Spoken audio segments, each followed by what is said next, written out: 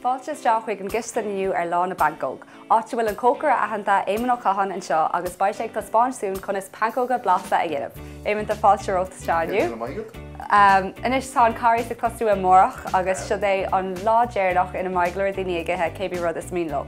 So tá tusa chun tá spáinsún chun is pancóg blasta a dhéanamh. Tá cinse agus an chiadrú le gaithí tú dhéanamh is cum pancóg nó crepes a dhéanú caithí tú an trísaí anús caithí tú é a dhéanú go má sa chiaddal síos. Sé bheits díart na plúir cutsin fásta ibhecha ar náide, rodbag baine atá an seo ach thuga le sa baine fuair a úsáid don tríos ach bheith seo bhaid níos fearr do bhainthe úsáid as baine atá fanúir. Agus cén fáil sin?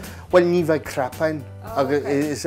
Ní féidir crapain a bheith do híos irí sin. Má bhíon an baine fanúir agus má bhíon isteach leite an. Sinné go dtíre. Seo thart ar 200 gram. Le 200 gram dhéanana tú thart ar 10 crepes. Mar sin chuirsin isteach in san bála mór an sin, agus ní sin níon tú pó. Fecinn tú an sin. Pó a lear a fluúir. Díireach mar sin. Agus cén fáin dhéanana tú sin? Well, tá sin níos fosan is nuair thuras tú na hibhecha isteach agus do cóhhaibhar eile bheith sin níos forrast an rud a bhescú go díireach. Anis do 200 go lé tá 3 FD ard go leis go.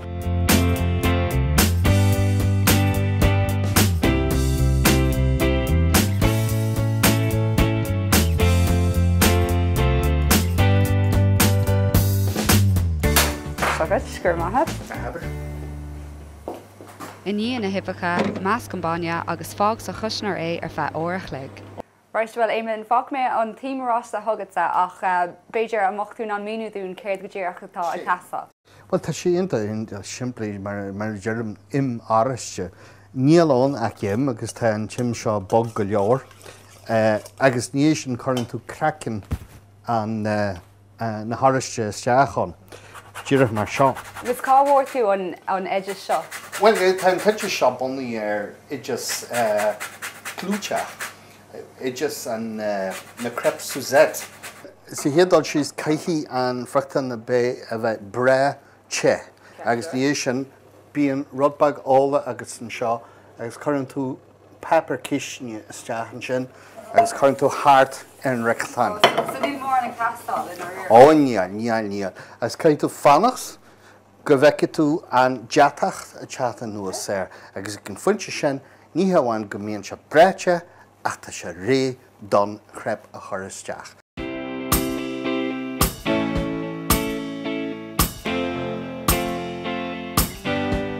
An mai éimeán ábalta an pancóg caithfh bunos ceann.